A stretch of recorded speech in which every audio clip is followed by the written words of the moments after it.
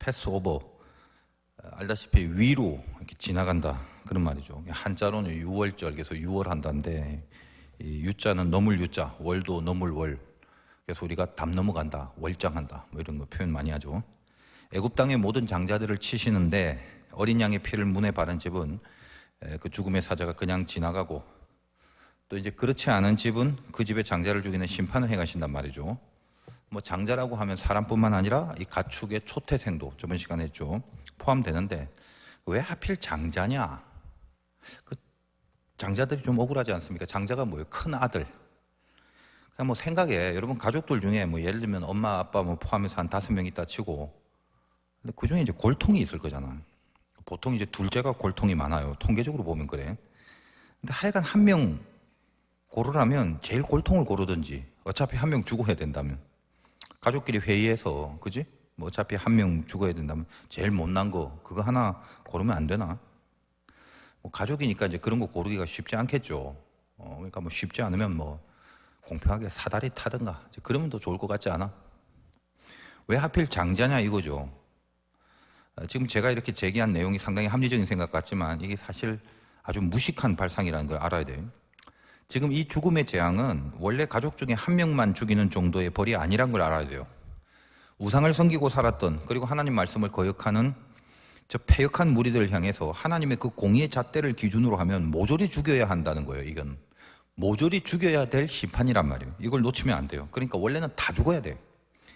그건 애굽인뿐만 아니라 그 지역에서 그들과 400년 동안 같이 애굽의 우상을 섬기고 살아온 이스라엘도 사실은 마찬가지. 그 공의의 잣대를 놓고 보면 다 죽어야 되는 심판의 대상들이란 말이죠.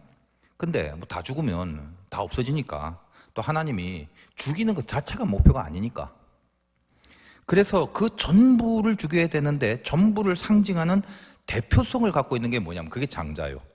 그래서 장자만 치시는 거지.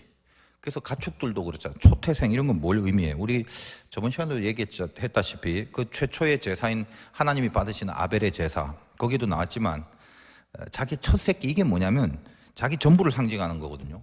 여러분은 이제 가끔 참 기특하게도 이제 직장 다니면서 우리 젊은이들 중에 그 첫 월급을 이제 첫 열매라고 해서 헌금하고 기도를 부탁하는 그런 젊은이들이 있어요. 그게 얼마나 참 귀한 신앙인지 몰라. 그 첫 열매는 결국 뭐냐면 이게 초태생이거든. 자기 모든 걸 다 드린 거야. 그거 한 번만 드린 게 아니라 사실은 그런 의미예요. 그러니까 여러분 왜 장자만 치냐고 뭐 장자들을 억울하다고 하지 마요. 이미 다 죽었어야 했던 거를 장자만 치시는 게 그게 참 얼마나 은혜인지 몰라. 또 남자들은 뭐 장자가 아니라 장녀를 치면 안 되냐 뭐 그럴 수도 있겠지만, 또 혹시 뭐 이스라엘 중에 뭐 패미들이 있으면 뭐 장녀도 치세요 뭐 그렇게 뭐 그러려나 싶어. 죽는 건 안 좋아하겠지, 안 그러겠지. 근데 이스라엘 한번 생각해 보세요. 그들은 이미 하나님을 알고 있고 이제 곧 그 고센 땅을, 재앙을 쭉 겪으면서 고센 땅을 구별하신 하나님을 봐왔잖아요. 근데 이번에는 이렇게 차원이 달라. 그냥 상해 입히고 상처 주고 그런 게 아니라 장자가 죽는 거예요. 그리고 고센 땅을 구별해서 지역을 지금 구별해서 심판하는 게 아니에요. 이번 재앙은. 그렇죠? 같이 몰려있기만 해도 어차피 고센 땅은 늘 이렇게 봐줬으니까 좀 마음에 안심이 생길 수도 있겠지. 만약에 그렇다면 지역을 기준으로 고센 땅만 구별한다면. 근데 이건 아니야. 유월절 심판은 그 각자의 가정을 단위로 행하여지는 심판이거든. 지역 심판이 아니라 사람 심판이다 이 말이에요. 이거는. 그러니까 오늘 본문 내용 중에 몇 가지 한번 살펴볼게요. 3절 한번 볼까요? 3절 그 뒤쪽에 어린 양을 취할지니 각 가족대로 그 식구를 위하여 어린 양을 취하되, 가족의 숫자대로 어린 양을 취하라고 하지. 이게 무슨 말인가 하면 4절 한번 봐요. 그 어린 양에 대해서 식구가 너무 적으면 그 집의 이웃과 함께 사람 수를 따라서 하나를 취하여 각 사람이 먹을 수 있는 분량에 따라서 너희 어린 양을 계산할 것이며. 자, 이게 이제 뭔 말이냐. 이게 양이 있다 칩시다. 6월절에 이제 쓸 양. 죽여서 피도 발라야 되고 구워서 먹어야 되는데. 근데 이 양이라기보다는 이제 뭐, 일단 우리 5절도 다시 봅시다. 너희 어린 양은 흠없고 1년 된 수컷으로 하되 양이나 염소 중에서 취하고. 꼭 이제 양이 아니라도 이제 염소도 되는데 결국 수컷을 취하라는 거죠. 핵심을 점검하자면 6월절 어린 양을 이제 취해야 되는데 그거가 1년 정도가 됩니다. 그러니까 1년 정도라는 건 어느 정도 크기가 있어야 되고 먹을 수 있는 분량은 나와야 될 거 아니야. 그리고 이제 그 말은 웬만큼은 이제 키운 양을 말하는데 이게 이제 수컷이어야 되는 이유는 장자를 대신해서 죽어야 되는 게 수컷이죠. 만약에 6월절에 장녀를 죽였다면 암컷을 잡았을 거야. 그러니까 예를 들어서 뭐 10명쯤 먹을 수 있는 크기의 양을 하나 이렇게 구했는데, 근데 자기 집에 이제 보통 한 10명 정도 있어야 되는데 달랑 또 뭐 이래저래 많이 죽어갖고 4명밖에 안 남았다. 그거 어떻게 해요? 양이 이게 분량이 남겠지. 1년쯤 된 양을 다 먹을 수는 없으니까. 물론 뭐 많이 먹는 사람은 그거 다 먹었겠지만 하여간 남길 수는 없어요. 그러니까 이걸 어떻게 해야 되냐면 남겨서는 안 돼. 혹시 식구가 별로 없으면 옆집 식구하고 함께 해서 어쨌든 한 마리를 개인별로 다 먹을 수 있도록 인원을 세팅하고 계산하라는 그런 얘기예요. 아시겠지? 그러니까 이건 뭐냐면 일단 예외 없이 다 먹어야 되는 거예요. 누구 하나 피해갈 수 없는 그런 죄에 대한 책임을 누가, 공동체가 아니라 이제 각자가 져야 된다는 것을 의미하는 차원입니다. 이게 참 무서운 거잖아요. 생각을 해봐. 지역별로 칠 때는 뭉뚱그려서 공동체에 어떤 이득권이 있었지. 그 안에 들어가면 되니까. 지금 이건 뭐야? 그런 게 아니에요. 여러분 지금 이 화도교회 안에서 젊은이 예배 드리는 사람은 화도교회 안에 젊은이 예배를 지금 드리고 있기 때문에 전부 다 천국 갑니다. 저 바깥에는 전부 다 지옥 가고요. 이런 거 얼마나 좋아? 이 가운데 천국 갈 자격이 하나도 없으면서도 이 안에 있는 것만으로도 그런다면 얼마나 좋아? 여기 있으면 되잖아. 고센 땅에. 근데 이번엔 뭐죠? 한 명 한 명씩 본다는 거예요. 두려운 거지. 벌써 섬찟하지. 한 명 한 명씩 이러니까. 한번 생각을 해보세요. 자기를 자기가 제일 잘 알잖아. 내 신앙의 상태가 어떤지 지가 제일 잘 알아요. 근데 오늘 이제 예를 들면 재밌게 얘기하자면 오늘도 이 이스라엘 사람의 애굽 사람 옆집 친구하고 같이 놀았어. 그게 하루 이틀이 아니야. 아주 대대로 400년 동안 신분은 달랐지만 같은 우상 밑에서 아버지도 뭐 친구고 할아버지도 서로 잘 알고 있고 기타 등등. 애굽인가 이스라엘이. 그러니 그런 긴 시간 동안에 뭘 했겠어요? 같은 우상 밑에서 애굽의 다실론을 지금까지 살펴봤잖아. 같은 죄성 안에서 살고 있었단 말이에요. 뭐 배운 것도 사실 인간이 좋은 거 안 배우고 못된 건 빨리 배우지. 그러니까 광야에 나갔을 때 금송아지 만들어 섬길 때 그 장면을 봐요. 얼마나 익숙한 폼들이 나오는지 몰라. 어디서 배운 거야? 다 애굽에서 배운 거지. 우상 섬기는. 자기들이 왜 스스로를 모르겠어요. 근데 모세를 통해서 9가지 재앙을 이렇게 목격한 이스라엘이 이제 마지막 재앙은 이게 지역별이 아니라 이게 보니까 가족 단위네. 집안의 어린 양의 피를 문설주와 그 임방에 바른 집은 죽음이 유월한다고 하니까 믿기는 믿겠는데 이스라엘 사람들이 그 시간과 심판의 때를 뭔가 편안하게 보냈겠어요? 여러분 그 문설주와 임방이라는 건 그 네모다란 문, 그거 한번 생각해봐. 양쪽에 두 기둥이 있고 위에 이제 가로로 이어진 부분이 있겠지. 이렇게 기역자를 이렇게 거꾸로 세우는 것처럼. 이 이어진 윗부분을 임방이라고 하고 양쪽 옆을 이제 문설주라고 하는데, 여러분 그 히브리어 알파벳을 보면 알레, 베, 기물, 달레 쭉 나가다가 마지막 그 알파벳이 탑이라고 있어요. 근데 원래는 이 히브리어는 알파벳 자체가 의미도 갖고 있다고 그랬고 또 알파벳 하나하나가 숫자를 표현하는 글자라고 했어요. 타브 같은 건 400을 말하는데 하여간 이게 참 히브리어가 지금은 사어지만 굉장히 신비한 글자예요. 마지막 타브가 그럼 말하는 뜻이 뭐냐? 그 음의 훈이 있다고. 그 히브리어 알파벳 하나하나마다. 타브는 뭐냐? 이거는 십자가를 말해요. 그래서 혹은 십자가라는 뜻, 그다음에 인침, 무슨 사인 이런 걸 말하는 글자거든. 근데 그게 어떻게 생겼냐면 그 문처럼 생겼죠. 문 이렇게 디귿자를 거꾸로 놓으면 꼴대같이 생긴 거. 근데 이게 다 세 개가 이게 직선이 아니에요.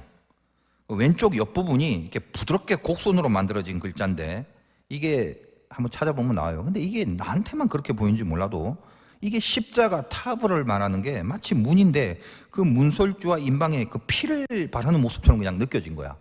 내 생각에 그냥 곡선이 옆에 하나 이렇게 있는 거지. 뭔가를 바르는 느낌이 있었거든.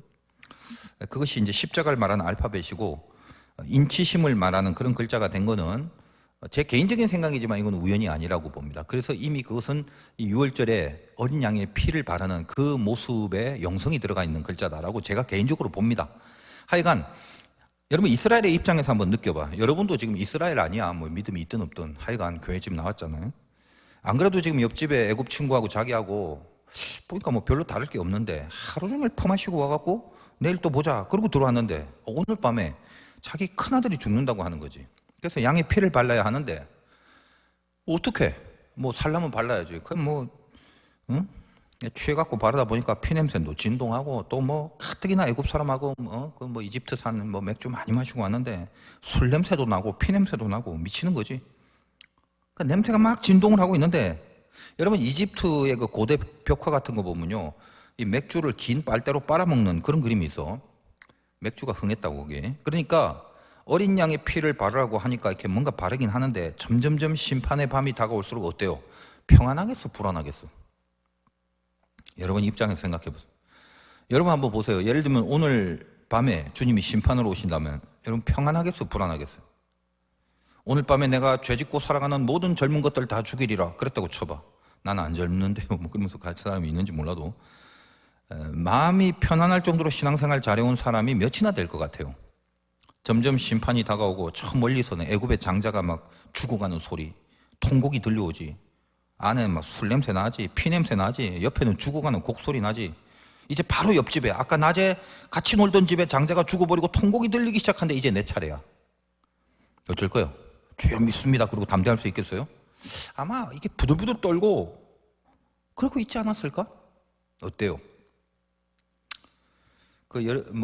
엑소더스? 제가 그 영화를 봤는지 안 봤는지 기억이 안 나는데 어쨌든 그런 그 이집트 고대 모세 이런 그 영화를 보면 그 6월절에 그 이스라엘의 집안의 그 분위기가 어떤지 그런 거를 좀 연출을 잘하면 기가 막힐 건데 그런 건 연출이 돼 있는지 모르겠어. 내가 얼핏 기억에 원래 이제 그런 걸 잘해야 이제 띵작이 되는데 가만 보면 내 기억에는 글쎄 모르겠어. 아직 확인해. 그 애굽인들이 가정 거기서 장자가 죽어가는 막 그 울고 막 불고 하는 그런 모습만 보였지 이스라엘 가정은 내가 본 적이 없는 것 같아. 그러니까 이 디렉터가 기가 막힌 연출자라면 이제 그거를 다 형상화하고 뭔가 그거에 메시지를 실어서 딱 나오면 되잖아, 그죠? 하여간 그냥 그 생각이 나더라고요. 근데 이제 자기 차례가 돼서 부들부들 떨고 있는데 패스 오버. 옆에까지 왔다가 위로 훅 지나가는 거예요. 심판이 지나가 버리는 거예요. 여러분은 지금 그런 패스 오버된 사람들이라는 걸 알기나 하고 살아갑니까? 실감이 없지. 내가 사는 것 같지 그냥. 내가 잘나서 숨 쉬고 있는 것 같고 못된 거는 항상 옆 사람이죠. 구원이란 게 그래요. 여러분 구원 받았지만 이게 실력이 있고 조건이 갖춰져서 얻어진 게 아니랬죠. 그 부분을 이 6월절만큼 잘 드러낸 사건이 어디 있어요? 내가 자녀라는 건 구원을 하나님이 나에게 주시기 전엔 절대 실감할 수 없습니다. 왜냐하면 자녀 될 자격이 없거든. 그래서 우리 구원은 늘 이렇게 뒷북치는 고백밖에 할 수 없는 거예요. 6월을 하고 보니까 살았다는 거지. 내가 구원을 받은 것이 은혜인 줄 그때야 아는 거예요, 사실은. 그러니까 믿음이 있어서 믿은 게 아니라 믿음을 주셔서 믿게 된 거란 걸 나중에 알게 되는 것뿐이에요. 패스 오버가 된 후에 드디어 내가 살아났구나. 내가 애굽인이 아니라 이스라엘이구나. 그걸 아는 거죠. 은혜를 받아야 내가 누군지 아는 거라고. 그러니까 여러분 위로, 인생의 위로 패스 오버 하신 하나님을 생각하기 바라요. 내가 죽어서 흘려야 될 피는 주님이 되시는 어린 양이 대신해서 흘렸죠. 우리 주님이 나를 위해서 대신 흘리신 그 보혈이 나의 모든 이 시작과 출발을 가능케 하시는 바로 그거. 그게 6월절입니다. 그래서 이제 우리 교회 매달 첫째 금요일은 제가 6월절 기도회라고 이름을 줬어요. 제가 그 지은 그런 이름, 그 기도의 이름이지만 참 성경적인 것 같아. 그래서 어디 딴 교회도 있는지 모르겠지만 찾아봐도 별로 없는 것 같고, 그죠? 근데 앞으로도 이제 이런 좋은 것들은 교회도 이렇게 저작권 이런 거 만들어야 될 것 같아. 요즘 워낙에 그 표절이 많으니까 저는 사실 처음에는 표절이란 게 무슨 노래나 음반도 아닌데 목사의 설교라든지 교회 행사 이런 거 표절하는 게 뭐가 나쁜 건가 싶었어요. 예전에는. 여러분 좋다는 건 이게 벤치마킹하면 다 잘 되고 좋은 거 아니야? 그러니까 무슨 교회라는 게 돈 버는 회사라면 몰라도 돈 버는 회사가 아니라 은혜를 더 많이 받게 하려고 은혜를 뿌리고 은혜의 영향력을 끼치는 게 교회인데 그럼 어디서 좀 이렇게 표절을 해와도 그 은혜를 잘 더 깊고 넓게 펼치면 이게 좋은 게 아닌가? 제가 그런 생각을 한 적이 있어요. 내가 왜 그때 그 생각을 했나 보면 내가 참 이게 순수한 것 같아. 왜냐하면 이것이 하나님의 은혜로만 나타나는 결론이면 그 다 좋은 거 아니겠어? 아니 그냥 그렇게만 생각을 했다고. 그러니까 시간이 지나고 근데 가만히 이제 내가 생각을 해보니까 오랜 시간이 좀 지난 뒤에 예를 들어 그 설교를 표절하는 목사들이 설교를 할 때 하나님의 은혜를 전한다는 생각이 아니라는 것을 내가 나중에 알게 됐어요. 제가 좀 순수해요, 가만 보면. 그러니까 자기가 어디서 좋은 설교를 뺏겨갖고 마치 자기가 만든 설교인 양 전하면서 교인들에게 인기와 박수를 받으려는 심보로 하는 거였더만, 그러니까 청중들이 하나님을 바라보게끔 하려는 그런 중심에서 어디서 이렇게 좋은 걸 본따오고 베껴오고 이렇게 한 게 아니라 내가 그럼 인정하겠다는 거야.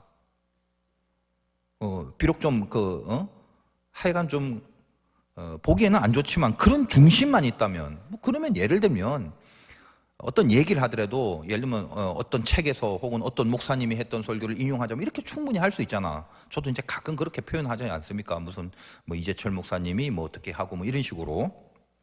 근데 가만 보니까요, 청중들이 하나님을 바라보게끔 하는 중심이 아니라 이게 뭔가 이게 자기가 설교 잘하고 뭐 뭔가 이렇게 똑똑한 목사라고 인정을 받으려는 심리 때문이라는 걸 난 나중에 알게 된 거예요. 그건 아주 저질스러운 죄지, 그거는. 종들이 가오가 뭐야? 하나뿐이잖아. 종의 가오는 하나밖에 없어. 하나님이 스피커로 쓰는 거. 그게 선지자거든. 그러니까 뭐 가진 게 있어요, 선지자들이? 무슨 뭐 돈이 있어, 생긴 게 잘나서, 학벌이 좋아, 재산이 많아, 아무것도 없는데. 근데 그에게 말씀을 주시니까.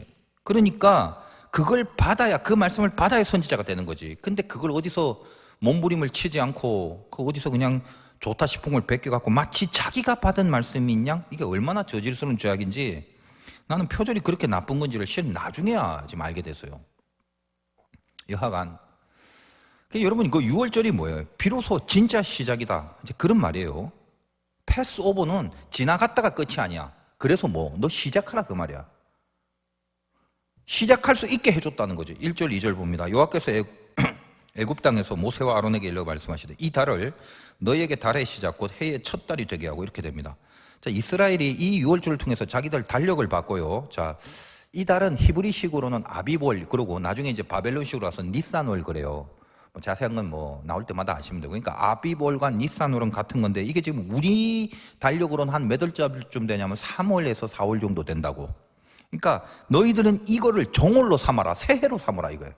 그래서 유대 달력은 아비볼을 새해로 시작해서 스타트가 되는 거예요. 이게 지금 무슨 말입니까? 엄청난 거죠. 인생의 시간표를 바꾸는 거단 말이에요, 그 공동체에. 지금까지는 애굽의 시간을 그 달력대로 살아왔는데 이제 애굽 시간은 안 살고 지금 6월절을 정월 1월 1일로 해서 스타트 하는 거예요. 하나님의 시간을 살아가는 백성이 되겠다는 거거든. 3절 보니까 너희는 이스라엘 온 회중에게 말하여 이르라, 이달 열흘에 너희 각자 어린 양을 취할지니 각 가족대로 식구를 위해서 어린 양을 취하고. 그러니까 열흘에 이 아비월 10일, 10일에 이제 1월로 정월로 바꿨으니까 굳이 우리식으로 표현하면 1월 10일, 그러니까 지금 이제 우리나라식으로는 계절은 3, 4월이지만 이제 달력으로 보면 그 10일에 준비를 하고, 그 다음에 6절 이달 열 나흘 날까지 간직하였다가 해질 때에 이스라엘 회중이 그 양을 잡고. 그러니까 열 나흘 10일에 준비하고 14일 4일 동안 간직합니다. 양을. 왜 간직해? 이게 왜 필요해? 4일 동안 잘 지켜야 되는 거죠. 결정적인 4일이 지난 그날 니산월 14일 아비볼 14일, 이게 6월절인데 그때 결정적인 그날에 이 어린 양의 피를 발라야 하고 이제 그 고기를 구워 먹어야 되는데, 만약에 양이 없거나 당일날 뭐 못 잡거나 뭐 없어지거나 죽거나 누가 훔쳐가거나 그러면 안 되잖아. 그러니까 이건 이제 신학적인 건 아니지만 뭔가 이렇게 시작을 하기 전에 준비하는 과정이 필요하다고 봐요. 왜냐하면 그것을 귀중히 여길 땐 준비하는 거잖아. 아닌가? 4일 지나고 잡아야 되니까 적어도 풀로 만땅 3일을 준비시킨 거죠.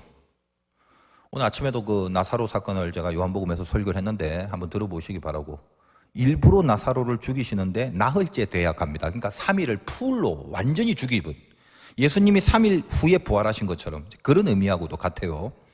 그러니까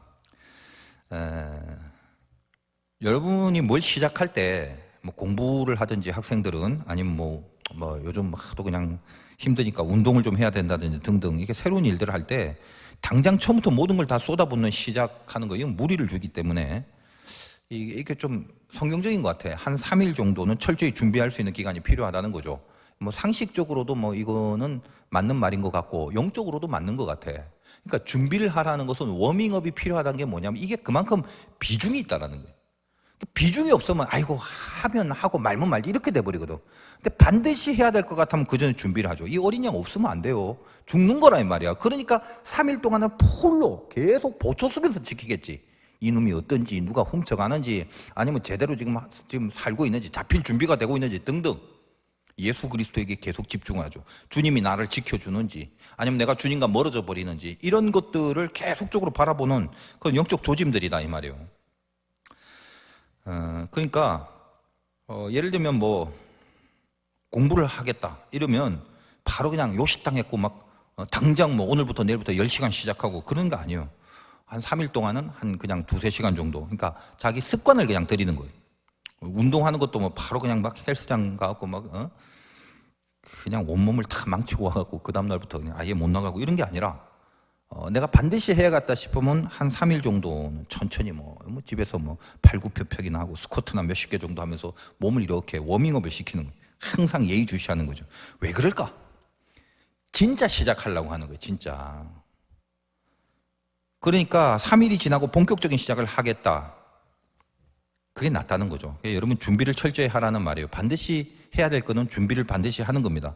그 어린 양에 집중하는 3일, 그동안 얼마나 이 양의 그 귀중함을 그걸 늘 머릿속으로 인식하고 있겠어요. 그러니까 여러분 오늘 이 메시지 가운데 여러분 이제 뭐 올해도 얼마 안 남았고 내년에 또 새로운 시작이잖아요. 학생들은 학년 올라가고 뭐 직장인은 또 연봉 협상하면서 또 새로운 한 해를 시작해야 되고. 그 제일 또 중요한 게 여러분은 내년 되면 또 한 살 더 먹고 얼마나 행복하고 얼마나 기뻐요. 그죠? 더 어른스러워지는데 한 살 더. 뭘 갖고 시작할 거냐 이거야. 뭘 갖고. 아무것도 없죠. 그러니까 여러분 이 실력으로 시작하지 마. 이게 6월절의 교훈입니다. 실력이 있어요. 있어봤자 얼만큼 있을 건데. 그리고 실력이 있다는 게 그게 운명과 연결될 줄 알지. 착각하지 마요. 보혈이 시작이라는 걸 명심하십시오. 보혈이 뭐예요? 내가 뭘 하느냐가 중요한 게 아니라 내가 누구냐를 강력하게 붙잡고 시작하는 거예요. 이게 우리의 스타트 라인업이든. 여러분이 늘 그 누군가 이걸 잊어버리고 내가 갖고 있는 그 보잘것없는 별의별 실력까지 다 동원해서 뭘 한답시고 그러지 말고요. 혹시 뭐 실력이 좀 있는 친구라 할지라도 처음엔 잘 될 수 있어. 뭐 실력이 있는데 뭐 그건 나쁜 건 아니지. 그러나 세상은 특히 예수 안에서 하나님이 이끄시는 인생은 실력으로만 되는 게 아닙니다. 실력이 혹시 있다 할지라도 그걸로만 시작하다가 나중에 타락해요. 그러니까 결론이 뭐냐면 제일 비참한 그 꼴이 뭐예요? 예수 믿는 사람이. 실력 있는 타락자. 아주 비참한 사람. 그러니까 나는 하나님께 멀어져도 상관없어. 나는 세상에서 승승장구하고 성공하면 그게 좋아. 하나님은 단지 그렇게 성공할 수 있는 나를 도와주기만 하면 돼. 그런 식이라면 여러분은 교회를 나올 필요도 없고 여러분이 갖고 있는 신앙은 기독교 신앙이 아니에요. 하나님 믿을 필요도 없어요. 그거는. 여러분 잊지 마세요. 여러분의 모든 시작은 오로지 보혈입니다. 괜히 뭐 맘 잡겠다고 이제까지 해보면 알잖아. 그 쓸데없는 짓 하지 말라고. 내 안에 보혈이 흐르고 있는 6월절의 영적인 고백이 없이 무슨 다른 거 붙잡고 쓸데없는 무슨 맘 잡는 짓을 하지 말라는 거지. 제가 이제껏 경험상 공부한다는 친구들 중에 나 이제 할 거야 하고 머리부터 깎고 시작해서 시험에 합격한 사람을 내가 보질 못했어요. 꼭 이렇게 독서실 같은 데 가면 혼자 꼭 티를 내죠. 나는 마음을 강하게 잡았다. 어떻게? 안 그래도 칸막이 잘 쳐놓은 게 독서실인데 그 옆에 또 종이까지 더 붙여갖고 아예 거기 그냥 파묻혀. 응? 더 호젓하게 만들지. 뭐 하나 보면 그냥 엎드려 자고 있고. 뭐가 많아요 이런 친구들. 하여간 뭐 열어보면 뭐 위에도 뭐 열어보면 책보다 뭐 버너는 왜 있냐 거기. 코페라고 같이 이렇게 왜 가져다 놓는 거야 공부하는데. 뭐 라면 끓여 먹고 공부하려고 그런다죠. 라면 끓여 먹는 애들 중에 공부하는 애들 있나 봐라. 하나도 없죠. 라면 먹고 나면 그냥 자는 거 그것뿐입니다. 그러니까 시작할 때 뭐 쓸데없이 맘 잡고 하려고 하지 마. 여러분이 가져야 될 인생에 이게 해법이 다르다니까. 마음을 잡지 말고 보혈을 흘려보내는 보혈을. 여러분 그 예전에 한번 다뤘지만 뭐 예전이래 봤자 여러분 기억도 안 나겠지만 베드로전서 3장 18절에 보면 이런 말씀이 있습니다. 그리스도께서 단번에 죄를 위하여 죽으사 의인으로서 불의한 자를 대신하셨으니 6월절 어린 양이죠. 이는 우리를 하나님 앞으로 인도하려 하심이라. 왜 그랬다고요? 우리를 하나님 앞으로 인도하려. 그럼 인도한다는 건 나아가는 거죠. 그러니까 출애굽이라는 게 뭐예요? 애굽을 탈출하는 게 목표가 아니라 하나님께 나아가는 자, 다시 말하여 목표가 가나안으로 가야 되는 거. 이 목표를 두고 애굽을 탈출시킨 거거든. 그러니까 여러분은 어떻게든 시작을 해야 되는 운명이에요. 그 시작의 방향과 그 시작의 첫 동력이 무엇에서부터 와야 되는지를 분명히 하고 시작하라는 거예요. 뭐죠? 보혈 묵상이에요. 그럼 보혈 묵상, 어떻게 해야 보혈 묵상하는 건데? 그렇게 어려운 게 아니에요. 생각을 하라고, 생각을. 내가 지금 뭘 해야 되겠다. 그걸 어떤 사람으로서 하는가 보란 말이에요. 성공하고 싶어요? 그럼 세상에서 성공하고 싶은 사람으로서 시작하는 거예요? 아니면 보혈이 내 안에 흘러서 주님이 나를 용서해 주고 하나님의 자녀가 됐기 때문에 하나님의 지금 자녀로서 그 일을 하는 거냐? 이거를 안에서부터 분명히 차원이 다른 거거든, 이게. 그러니까 늘 묵상하고 기도를 해요. 하나님 보혈이 흐르길 원하면 이 일을 시작하는데 실력 주세요, 힘 주세요, 뭐 주세요 이러지 말고 뭐 필요하죠, 그것도. 그러나 그 전에 내가 누구냐?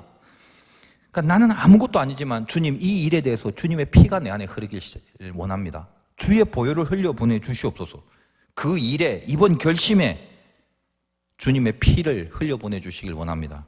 그렇게 기도하고 시작하는 거예요. 여러분 이 6월절에 고기 먹을 때 보면 뭐 이것까지 다룰 필요는 없는데 8절에 보니까 고기를 불에 구워서 여기까지는 맛있겠지. 무교병, 누룩이 없는, 그리고 쓴 나물 같이 이제 섞어 먹는데 쓴 나물이라는 게 뭐 쑥보다 더 쓰겠지. 이 애굽의 고통 그것과 누룩이 없는 이 떡, 이것이 뒤엉켜지는 거예요. 지금 같이 날것으로나 물에 삶아서 먹지 말고 머리와 다리와 내장을 다 불에 구워 먹고. 자, 이건 이제 나중에 뼈 하나 다치지 아니하신 그 예수님의 온전한 십자가의 죽으심에 대한 상징인데, 하여간 이런 모든 것들이 다 어떤 겁니까? 예수님을 의미하는 그런 표현으로 지금 매치가 되는데, 뭐 자세하게는 이런 부분을 뭐 그냥 막 의미 정도만 이해를 하시면 될 거예요. 내 시작이 보혈로부터 왔다, 예수 그리스도로부터 왔다라는 시작을 분명히 그 의식을 갖고 출발하시되, 플러스 또 하나가 뭐냐, 6월절이 주는 거는 즉시 하라는 거예요. 그러니까 더 이상 미루지 말. 내가 양을 잡았고 보혈을 흘렸다, 이 일에 대해서 주의 보혈이 흐르는 사람으로 시작해야 되는 게 분명하다라고 하면 하루만 더 기다렸다가요 이러지 말란 말이에요. 3일 준비했다면 끝났잖아. 그 다음에는 그 피를 바르는 것밖에 없어요. 여러분 11절 보세요. 너희는 그것을 이렇게 먹을지니 허리에 띠를 띠고 발에 신을 신고 손에 지팡이를 잡고 급히 먹으라. 이게 보통 상식적인 식사 습관이야? 아니죠. 이렇게 먹다가 체하지. 근데 왜 이렇게 먹는 거예요? 이게 다 군인들이 먹는 거예요. 군인들. 군대 갔다 오는 뭐 친구도 알겠지만 저 빡신 특전사 뭐 이렇게 UDT 이런 데는 UDT 갔다 온 친구 예를 들어보니까 노젓는 노예에다가 하도 막 배고픈데 밥을 이렇게 딱 손을 딱 얹어놓고 김치 조금 딱 올려놓는데 노예에다가 그럼 그 노예에 있는 거를 어떻게든 그걸 후딱 먹지 않으면 이제 굶는 거예요.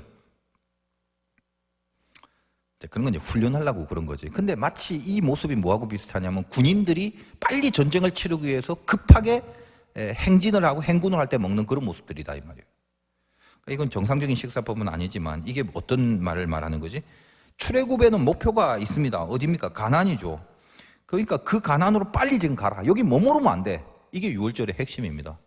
여러분도 게을러 터져갖고 해야 되는데 하면서 지금 1년치 안 하고 있는 거 있잖아. 1년뿐이야. 한 3년치 안 하는 게 있을걸? 방치하지 마세요. 특히 영적인 건 더 그렇죠. 이 상태로 이렇게 안 되는데. 그리고 여러분의 핵심적인 집중 과제는 뭐냐? 딱 세상 성공이야. 거짓말인 것 같은데 이게 진짜다 이 말이지. 그러니까 여러분의 관심이 뭐냐면 내가 하나님 앞에 바로 서는 거, 이게 설교 100번 1000번 들어도 소용없어. 여러분의 저 밑에 보시면 세상에서 잘 나가고 싶은 거거든. 그러니까 이거는 성령이 불로 지지지 않으면 안 돼요. 목사가 100번 1000번 설교해도 되는 게 아니라고. 내가 느껴야 돼.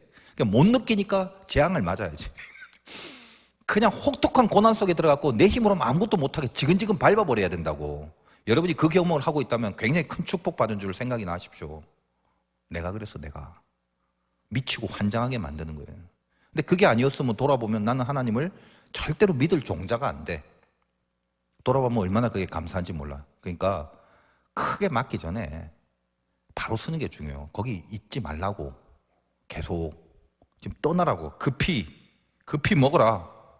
허리에 띠를 띠고 발에 신을 신고 지팡이 짚고 일어나 가라 이거예요. 여러분 6월절 어디서 행하라고 했습니까? 오늘 그 출애굽기 12장 뒤에 25절 봐. 너희는 여호와께서 허락하신 대로 너희에게 주시는 땅에 이를 때 이 예식을 지킬 것이라. 너희에게 이르는 땅이 어디야? 졸고 있지 지금. 가나안이지. 그러니까 가나안에 갔을 때 이 유월절을 지키래요. 이후에 너희 자녀가 묻기를 이 예식이 무슨 뜻이냐 묻거든 지금까지 말했던 이래서 우리가 구원받았던 거다라고 얘기를 하라는 거예요. 자, 그럼 잘 봐요. 이제 끝났다면 정리. 유월절을 하나님이 지금 이렇게 처음 지키라고 하고 이걸 어디서 지키라고 했냐면 방금 읽었지. 가나안 땅에 들어가서 지키라고 그래요.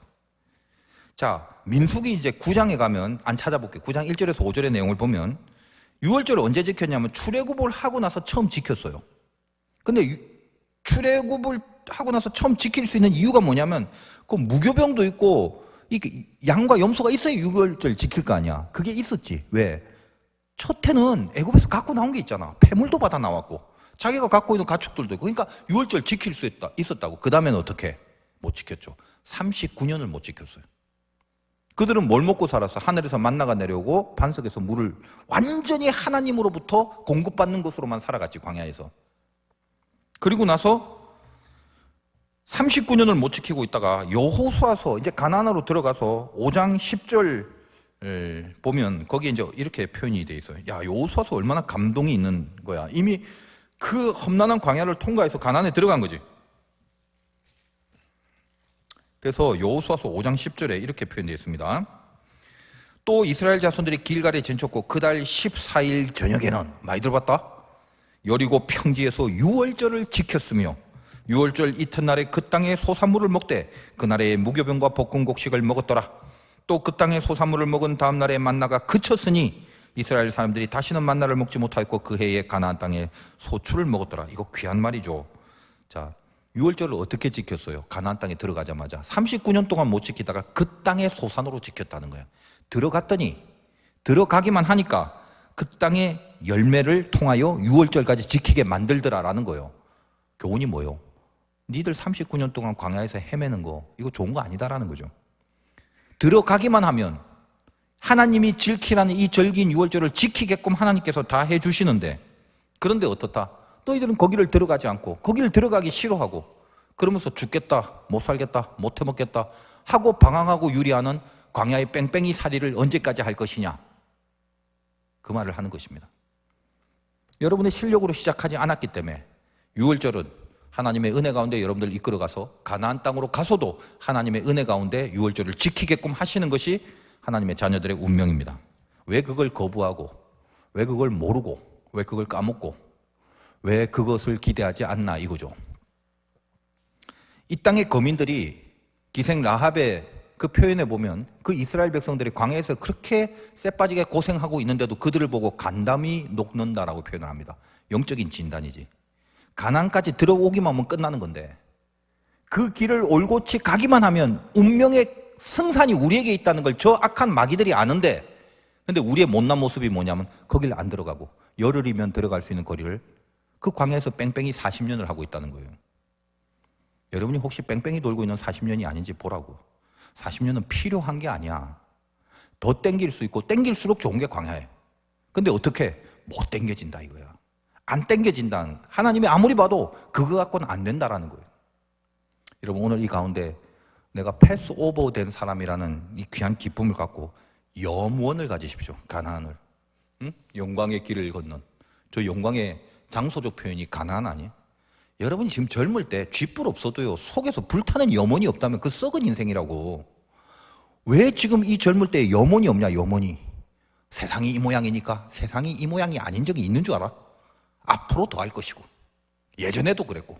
예수 믿는 사람들은 뭐가 있어요? 불 속에 들어가야지. 왜 기도를 하는데 예배 가운데 기도 속에서 염원을 보란 말이야. 염원, 불타는 소원을.